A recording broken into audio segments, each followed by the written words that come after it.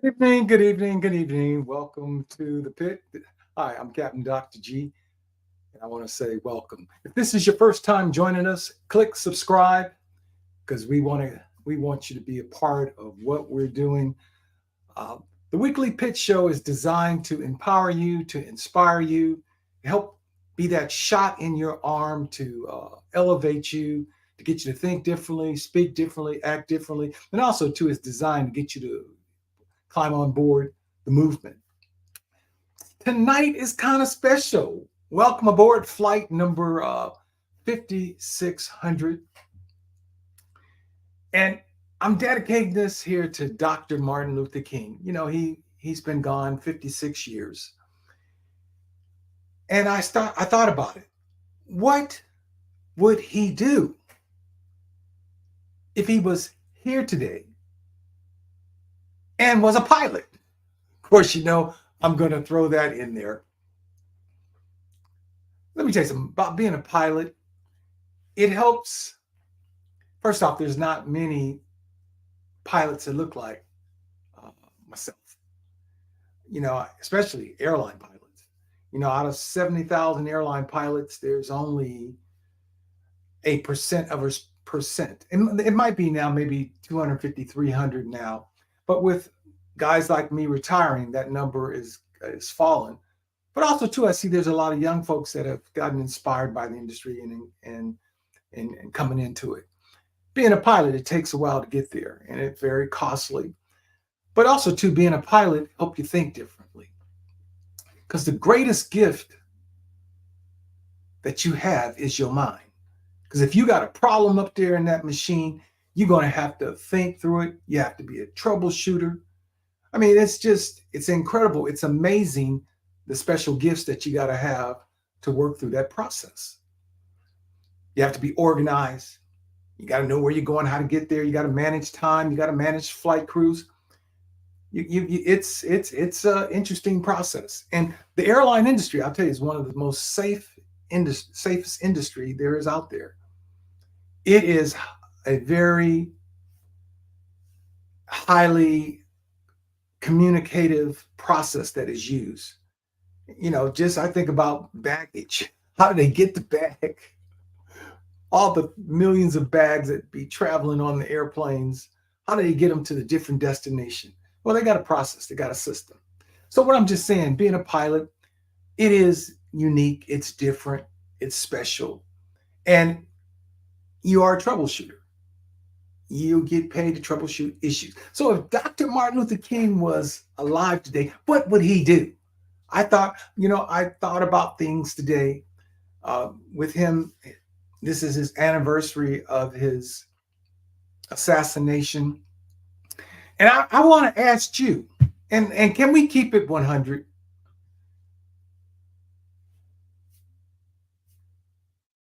What? Now he's gone, but we're still here. What do you think that we need to do differently? Now we're going to ask Dr. Martin Luther King because he gave a speech that I want you guys to listen to. I was listening to it earlier. And it's the mountaintop speech. I don't know how many of you guys have listened to it, but this show is dedicated really to him. Because it's because of him that got me started on my journey. But I must be honest with you. I did not thoroughly listen to the speech, mountaintop speech, until tonight. I heard pieces of it. But I got that speech and I'm going to play it tonight. But put in the box. Put in the chat box. What would you do differently? I mean, what can we do differently today to change things? I know some folks don't care, but there's some of us who do care. And I know people say, Dr. King, he's been dead now over 56 years. Well, let me share this with you. And I know I'm probably going to get some feedback, but I don't care. Yo, I just had a birthday. I just turned 66 years old here 3 days ago. I don't care. I don't care what people think about me. It's something about when you hit 66, it puts you on a whole nother level. Your mindset is differently. And you don't care about what other people say or think. I really don't. Because if what you're saying was so important, you would be fixing the issues that we've had today. But on this process, I'm asking you guys, what do you think that you need to do differently? Hi, Linda. You said form a team regarding economic development. Okay, I'll buy that. I'll buy that. I'm asking everybody, what would you do differently? So I want us to ask Dr. Martin Luther King. I want us to listen to this speech. Now, I got to share this with you. You give brothers mic, especially pastors, they can talk. But I don't mind Dr. King because I think we all need to hear this message at least 3 or 4 times.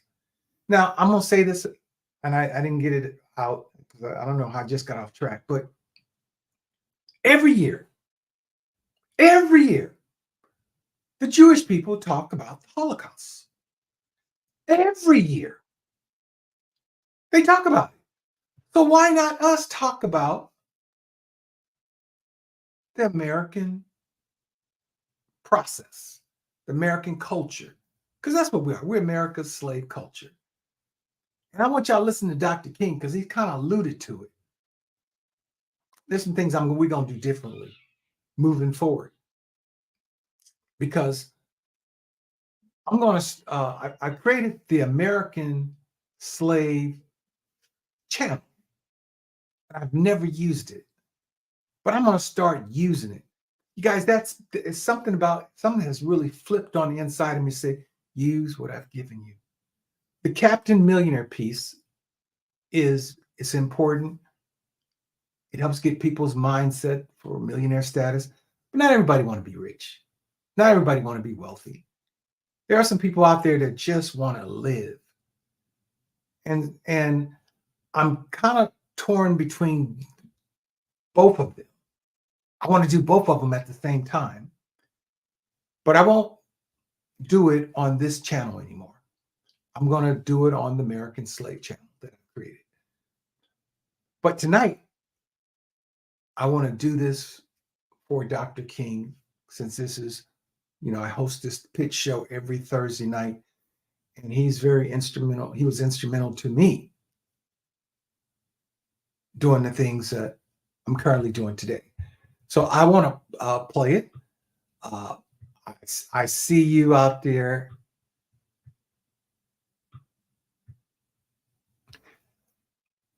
I think it's important. Hi, God. Focus on those things that you control. Don't be distracted by which you cannot control. Now, Guy, that's great that you put that up there. Here's what I do control. I control my thought.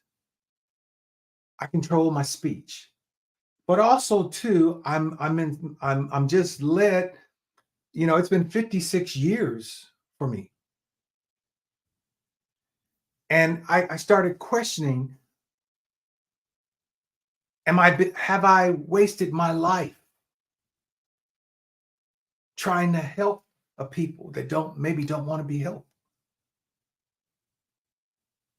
I mean, this whole week, hitting 66 has been really uplifting for me. And I don't want to waste no more time.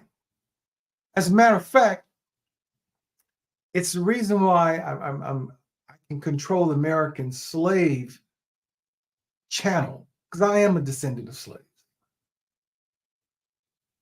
Time is money. Before I play that Dr. King piece, and since you just went there, since you went there, Brother Walker, The slave culture put in the time. They spent their life in servitude. They did the work. And it's recorded on America's ledger. 1619 to 2019 is 400 years. It's been recorded on the ledger. They put in the time. They did the work. And time is money. I thought about me today with for the last 7 years, I've been working the American slave as prime minister, have been setting up and organizing it, have not been paid a penny. And one of my colleagues from Bermuda said to me, but you put in the time, and time is money. And he dropped a nugget on me that changed my life today. Time is money. Time is a currency. American slavery was not America's first sin. America's first sin was disobedience. American slavery was a currency. Before they had electricity or running water, the slaves went and had to go run and get the water. That was a currency. And that currency still exists today, just like electricity. It's just how it has been used and how we packaged it. We've put the time in. And I'm looking into a concept called time banking, where I'm going to use. That's the reason why I'm launching the American Slave channel, because I'm going to talk more about it on the channel. Because we done walked through a door, or I've walked through a door that I believe is the key to helping us secure our own reparation, securing our own birthrights, securing our own economic empowerment, and our nation being sovereign.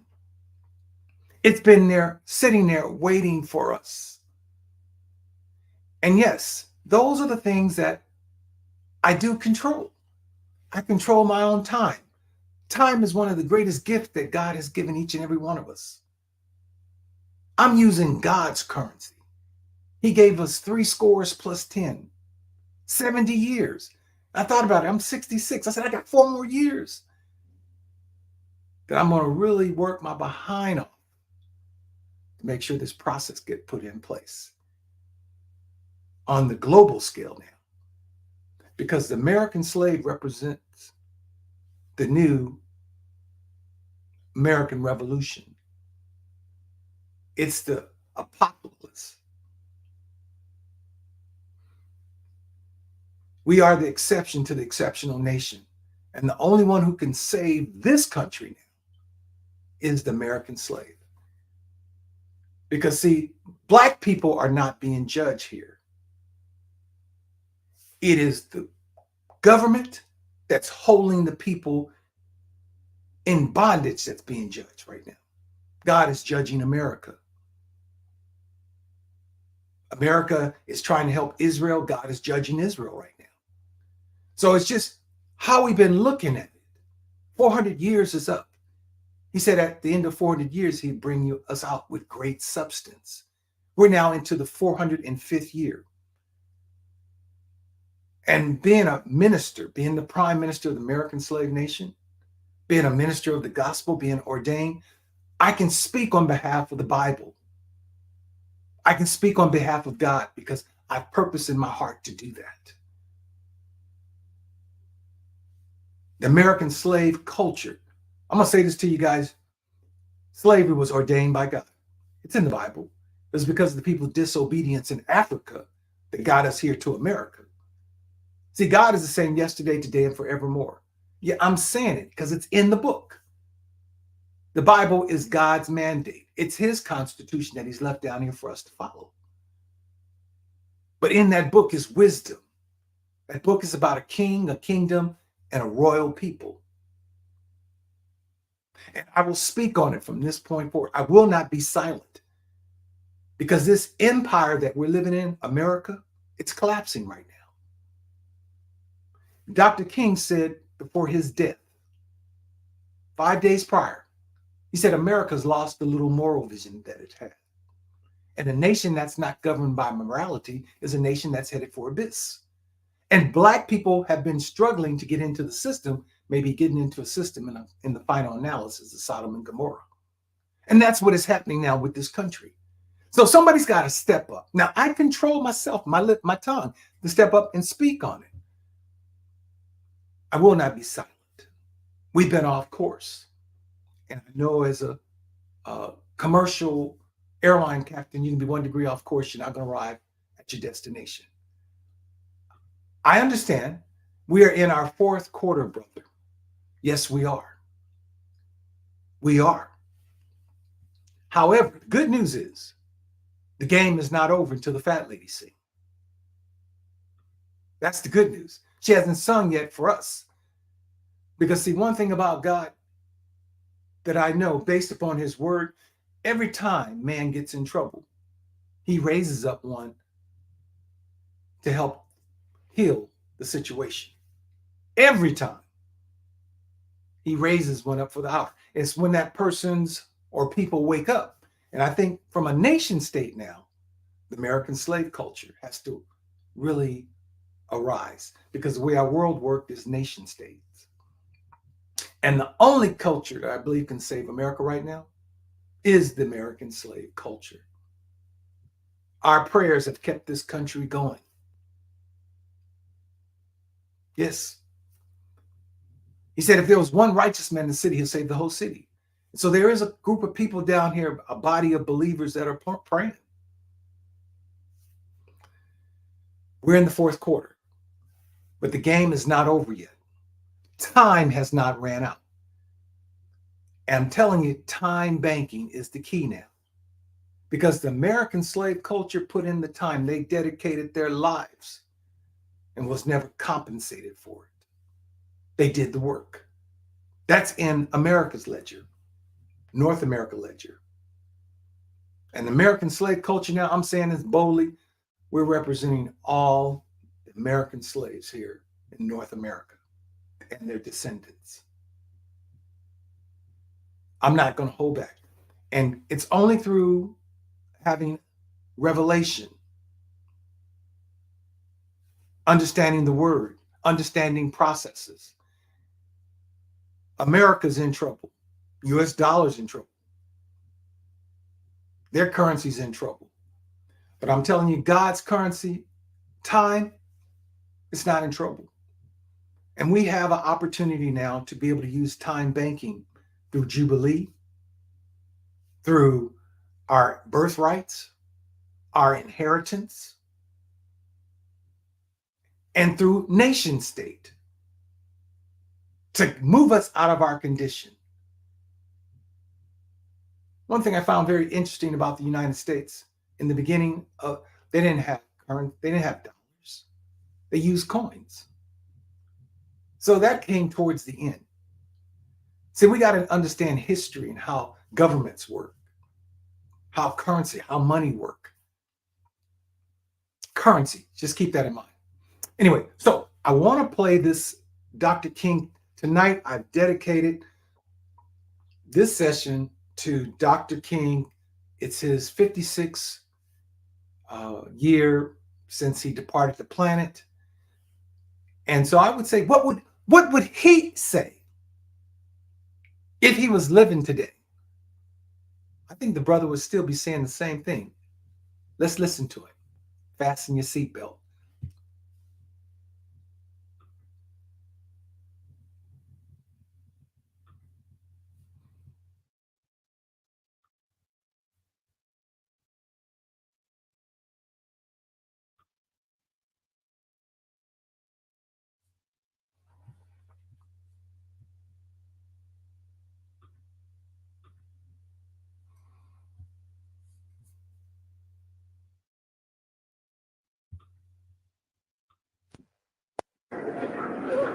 Thank you very kindly, my friends.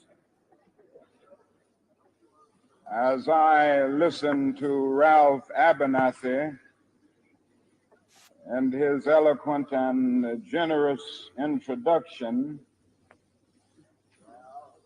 and then thought about myself, I wondered who he was talking about.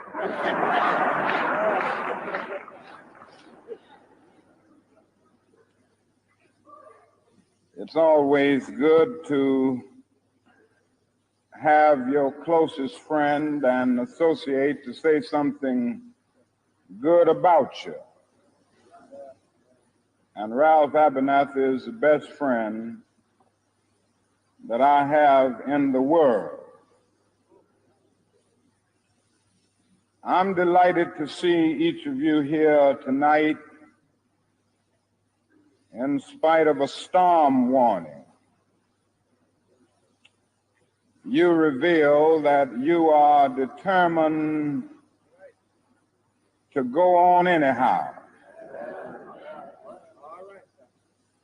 Something is happening in Memphis, something is happening in our world. And you know, if I was standing at the beginning of time with the possibility of taking a kind of general and panoramic view of the whole of human history up to now, and the Almighty said to me, Martin Luther King, which age would you like to live in?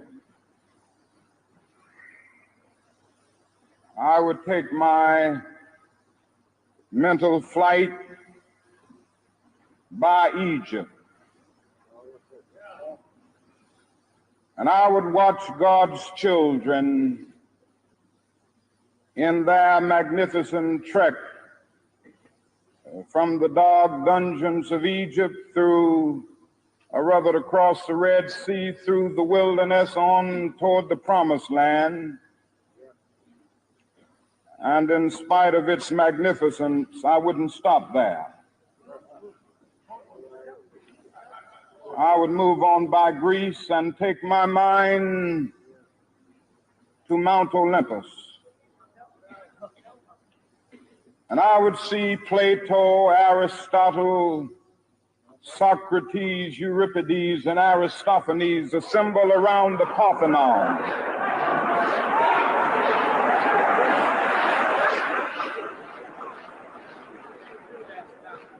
And I would watch them around the Parthenon as they discussed the great and eternal issues of reality, but I wouldn't stop there. I would go on even to the great heyday of the Roman Empire. And I would see developments around there through various emperors and leaders. But I wouldn't stop there. I would even come up to the day of the Renaissance and get a quick picture of all that the Renaissance did for the cultural and aesthetic life of man, but I wouldn't stop there. I would even go by the way that the man for whom I'm named had his habitat. And I would watch Martin Luther as he tacks his 95 Theses on the door at the Church of Wittenberg, but I wouldn't stop there. I would come on up even to 1863 and watch a vacillating president by the name of Abraham Lincoln finally come to the conclusion that he had to sign the Emancipation Proclamation, but I wouldn't stop there.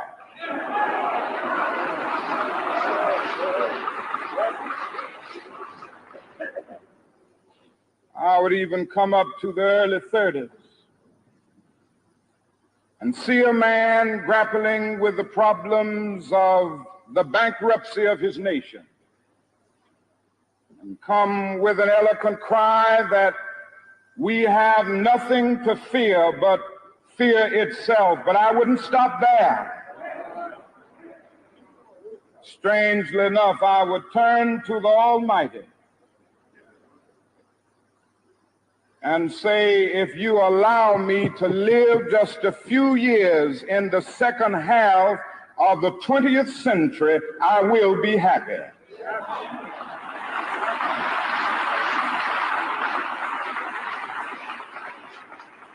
Now, that's a strange statement to make because the world is all messed up. The nation is sick. Trouble is in the land, confusion all around. That's a strange statement. But I know somehow that only when it is dark enough can you see the stars. And I see God working in this period of the 20th century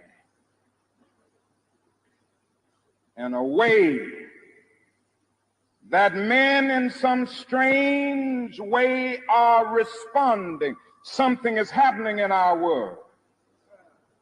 The masses of people are rising up, and wherever they are assembled today, whether they are in Johannesburg, South Africa, Nairobi, Kenya, Accra, Ghana, New York City, Atlanta, Georgia, Jackson, Mississippi, or Memphis, Tennessee, the cry is always the same: we want to be free.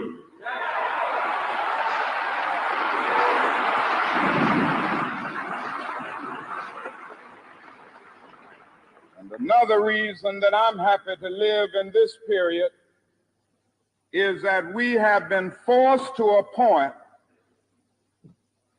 where we are going to have to grapple with the problems that men have been trying to grapple with through history, but the demands didn't force them to do it. Survival demands that we grapple with them. Men for years now have been talking about war and peace, but now no longer can they just talk about it. It is no longer the choice between violence and nonviolence in this world. It's nonviolence or non-existence. That is where we are today.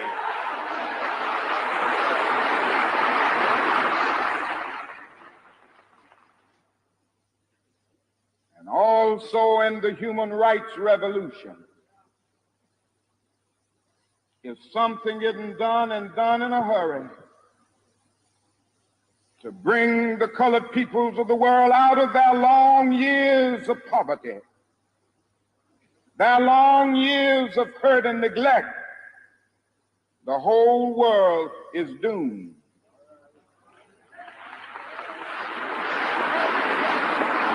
Now, I'm just happy that God has allowed me to live in this period to see what is unfolding. And I'm happy that he's allowed me to be in Memphis. I can remember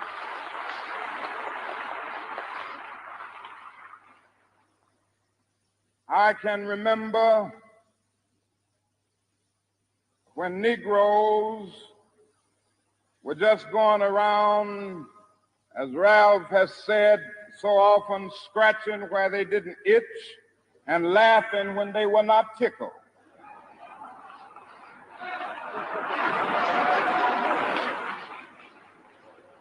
But that day is all over.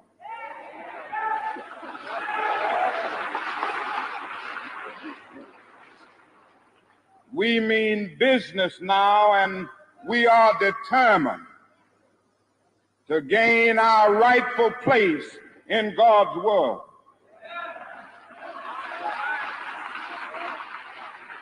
And that's all this whole thing is about.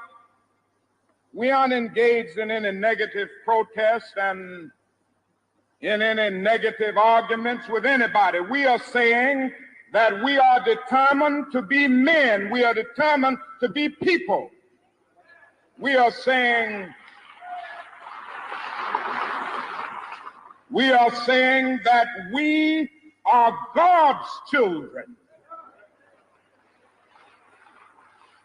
And if we are God's children, we don't have to live like we are forced to live.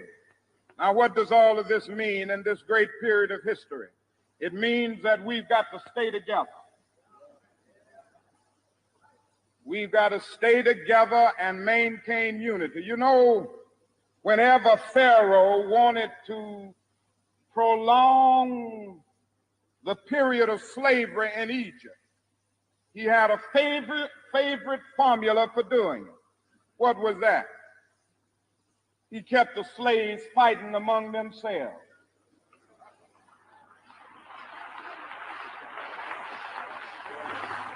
But whenever the slaves get together, something happens in Pharaoh's court, and he cannot hold the slaves in slavery. When the slaves get together, that's the beginning of getting out of slavery.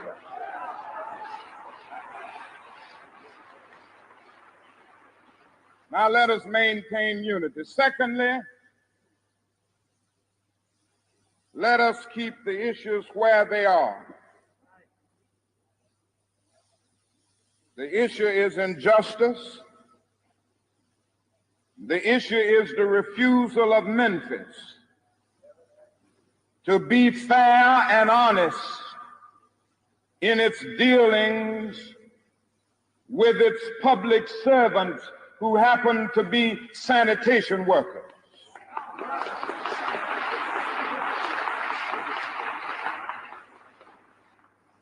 Now we've got to keep attention on that. That's always the problem with a little violence. You know what happened the other day, and the press dealt only with the window breaking. I read the articles. They very seldom got around to mentioning the fact that 1,300 sanitation workers are on strike, and that Memphis is not being fair to them, and that Mayor Loeb is in dire need of a doctor. They didn't get around to that.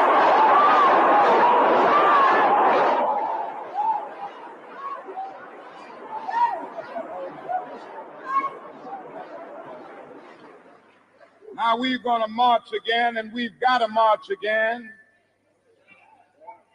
in order to put the issue where it is supposed to be.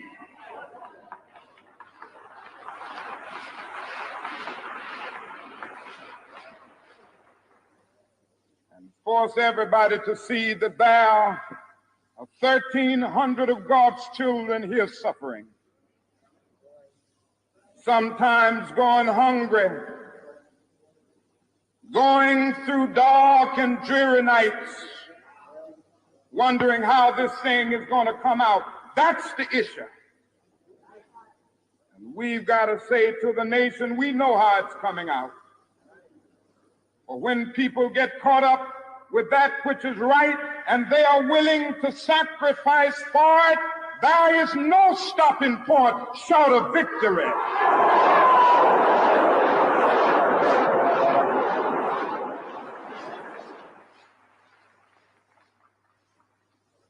We aren't going to let any mace stop us. We are masters in our nonviolent movement in disarming police forces. They don't know what to do. I've seen them so often. I remember in Birmingham, Alabama, when we were in that majestic struggle there. We would move out of the 16th Street Baptist Church day after day. By the hundreds, we would move out, and Bull Connor would tell them to send the dogs forth. And they did come. But we just went before the dogs singing, ain't gonna let nobody turn me around.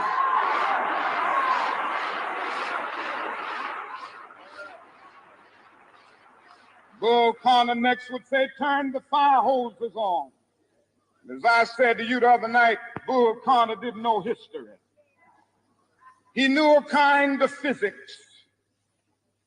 that somehow didn't relate to the transphysics that we knew about. And that was the fact that there was a certain kind of fire that no water could put out.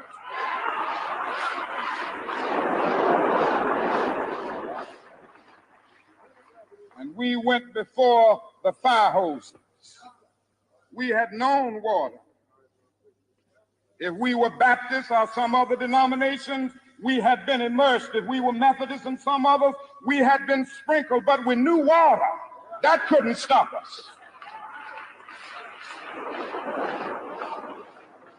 And we just went on before the dogs, and we would look at them, and we'd go on before the water hoses, and we would look at it, and we just go on singing, over my head I see freedom in there.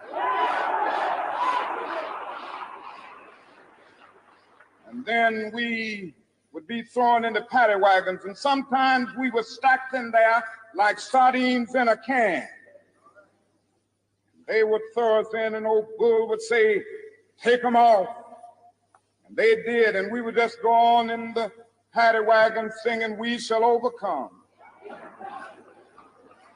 And every now and then we'd get in jail, and we'd see the jailers looking through the windows, being moved by our prayer and being moved by our words and our song. And there was a power there which Bull Connor couldn't adjust to. And so we ended up transforming Bull into a steer, and we won our struggle in Birmingham.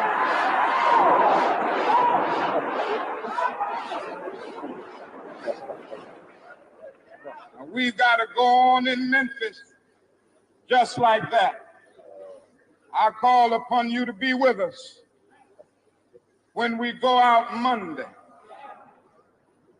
Now about injunctions. We have an injunction, and we're going into court tomorrow morning to fight this illegal, unconstitutional injunction. All we say to America is be true to what you said on paper.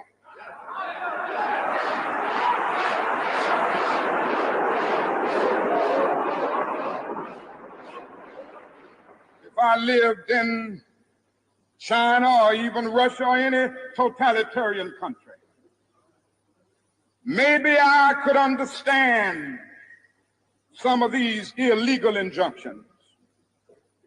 Maybe I could understand the denial of certain basic First Amendment privileges because they haven't committed themselves to that over there. But somewhere I read of the freedom of assembly. Somewhere I read of the freedom of speech. Somewhere I read of the freedom of press. Somewhere I read that the greatness of America is the right to protest for rights.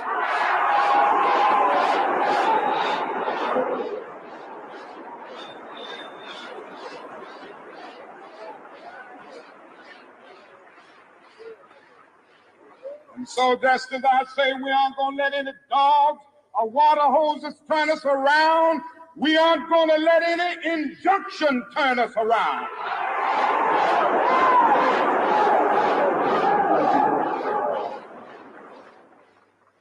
We are going on. We need all of you. You know what's beautiful to me? Is to see all of these ministers of the gospel. It's a marvelous picture. Who is it that is supposed to articulate the longings and aspirations of the people more than the preacher? Somehow the preacher must have a kind of fire shut up in his bones. And whenever injustice is around, he must tell it.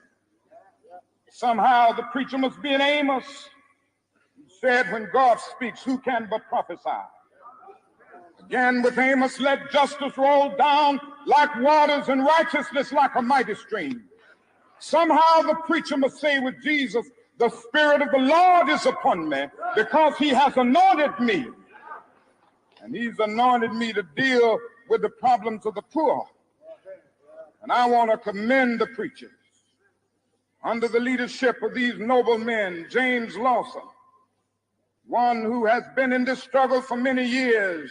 He's been to jail for struggling. He's been kicked out of Vanderbilt University for this struggling, but he's still going on fighting for the rights of his people.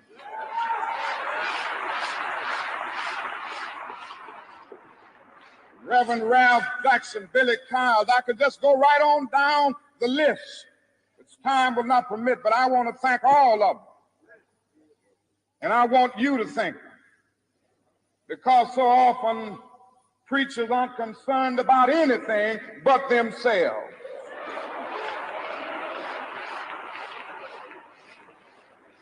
And I'm always happy to see a relevant ministry. It's all right to talk about long white robes over yonder in all of its symbolism. But ultimately, people want some suits and dresses and shoes to wear down here.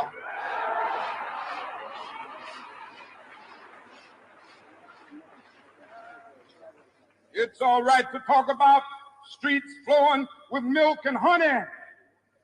But God has commanded us to be concerned about the slums down here and his children who can't eat 3 square meals a day.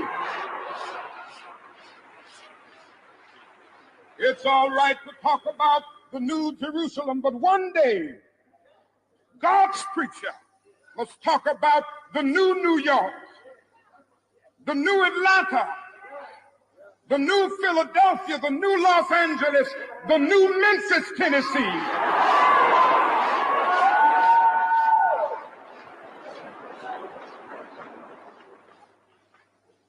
This is what we have to do. Now, the other thing we'll have to do is this.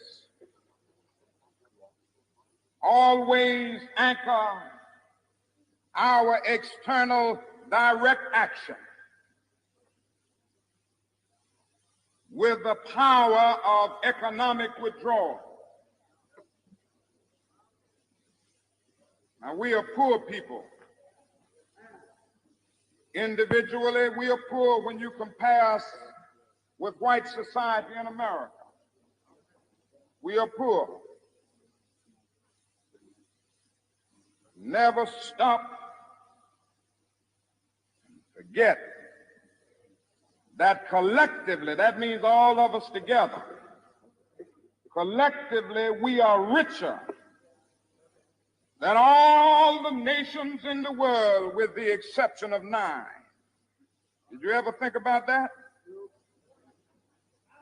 After you leave the United States, Soviet Russia, Great Britain, West Germany, France, and I can name others, the American Negro collectively is richer than most nations of the world. We have an annual income of more than $30 billion a year, which is more than all of the exports of the United States and more than the national budget of Canada. Did you know that?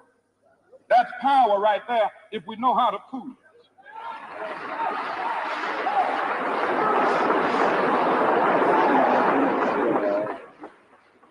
We don't have to argue with anybody. We don't have to curse and go around acting bad with our words. We don't need any bricks and bottles. We don't need any Molotov cocktails.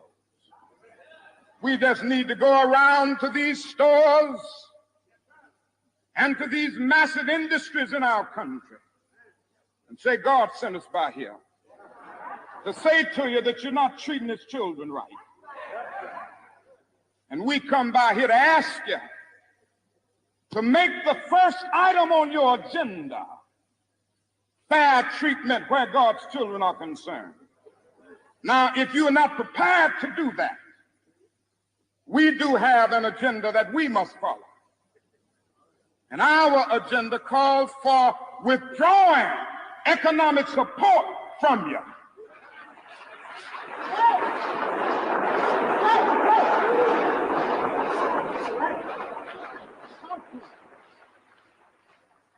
So as a result of this, we're asking you tonight to go out and tell your neighbors not to buy Coca-Cola in Memphis.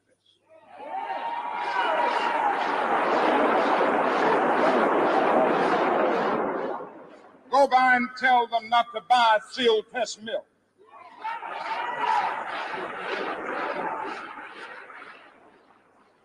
Tell them not to buy, what is the other bread? Wonder Bread.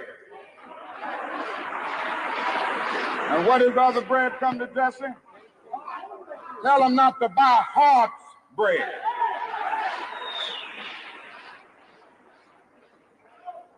As Jesse Jackson has said, up to now, only the garbage men have been feeling pain. Now we must kind of redistribute the pain.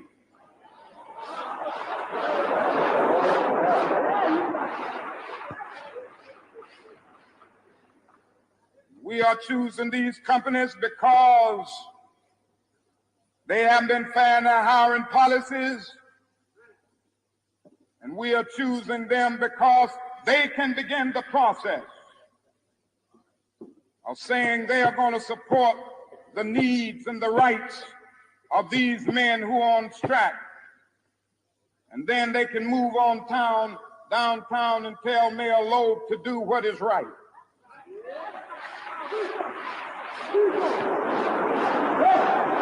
Now, not only that, we've got to strengthen black institutions. I call upon you to take your money out of the banks downtown and deposit your money in Tri-State Bank.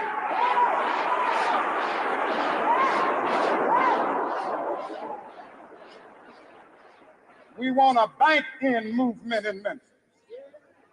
Go by the Savings and Loan Association. I'm not asking you something that we don't do ourselves in SCLC. Judge Hooks and others will tell you that we have an account here in the Savings and Loan Association from the Southern Christian Leadership Conference. We are telling you to follow what we are doing. Put your money there.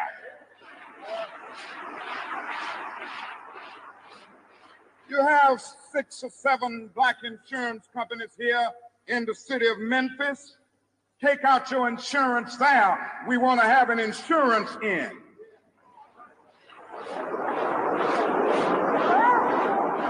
Now, these are some practical things that we can do.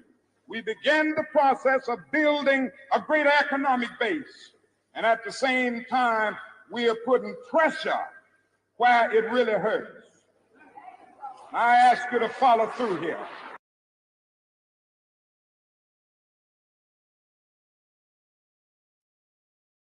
We're back. I'm going to stop it there. He gave us a simple solution, but unfortunately, they didn't follow it. Let me ask you a question. What do you think? What did you just get out of it? Put it in the comment section. Because I think it's important that we discuss this, that economics still is key. One of the things that I heard was we have to do it in unity. We have to learn how to pool our resources. He said Black America back then would have been, I guess, the 9th largest nation in the world. But they were still operating as a group, not as a nation state. I listened to those key words. That's why I know we're on to the right subject, creating the American slave, having created the American slave nation. I've been following this man. I've been listening. Yep, that is a true statement. We have to work in unity.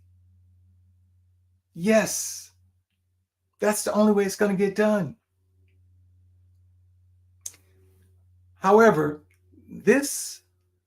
what he said got him killed, I believe, because he was giving them instructions on how to be able to effectively deal with corporate America it cost him his life. He even said the next battle that be fought for Negroes would be out the economic battlefield. And so education is critical. The Captain's Millionaire Training is critical. It's all about educating and how to come together in unity and how to be able to pool and leverage our resources. That's what he told us to do.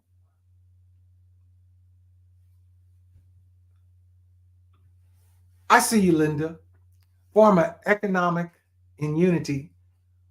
All pool all the resources each one of us have.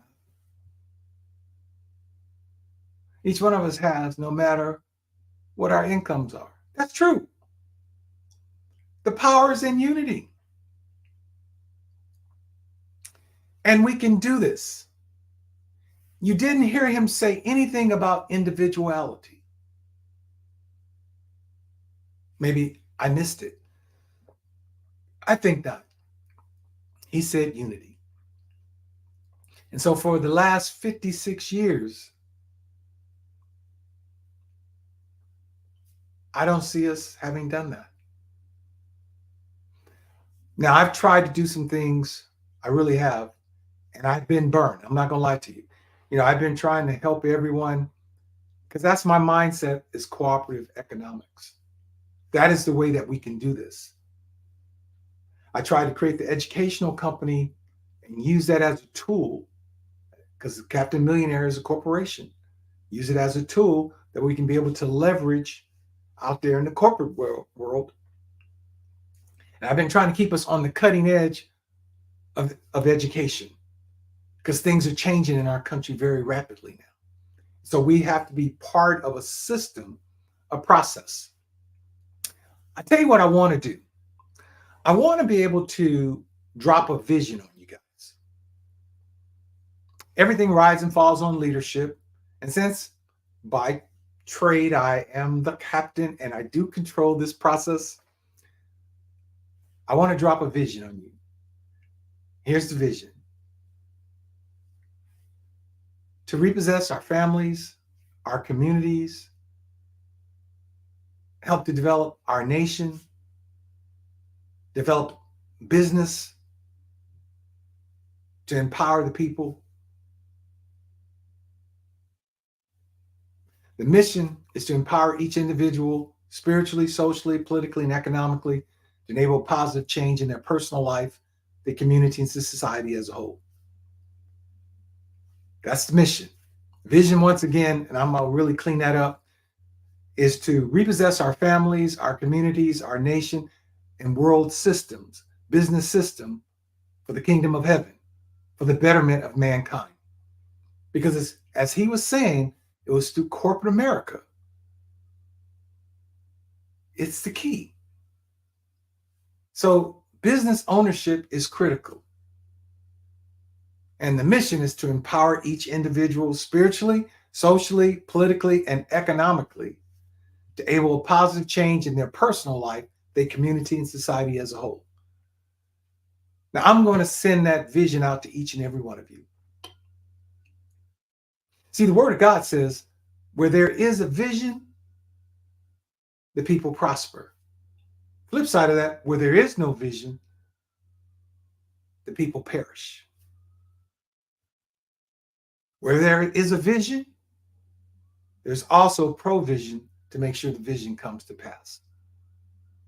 So I don't put it out there, and I will send it to you guys. But I think it's important for us to get locked in. I mean, we can do something totally different. And I believe we're on to something with this time banking. Now, y'all, I'm rolling out the American Slave channel. I'm going to put the link in here. Let me see if I can pull it up here.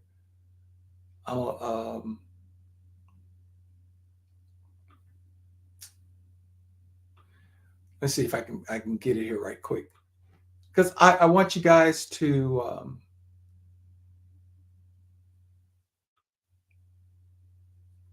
I have no, you guys are the first to learn about this. Now, I created this channel here, I don't know, a year ago.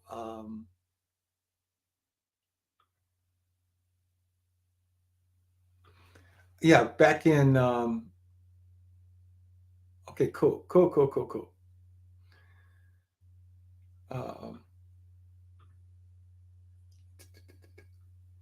let's see, I created it back in August of last year.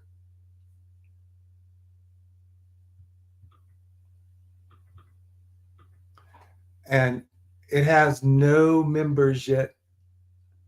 And I want you guys to be the first ones to click on it and just subscribe to it, because I'm going to start working this side of it, because I think it's important that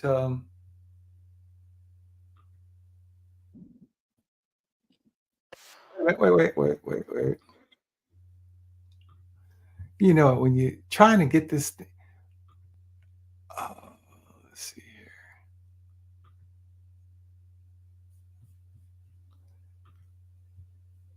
I just love technology.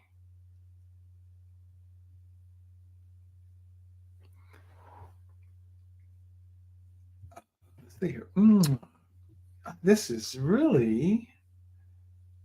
Uh, there it is. Okay, here we go. Stop it.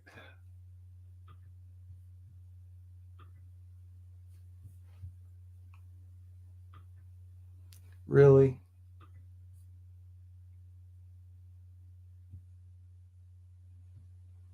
There it is. All right, I'm gonna.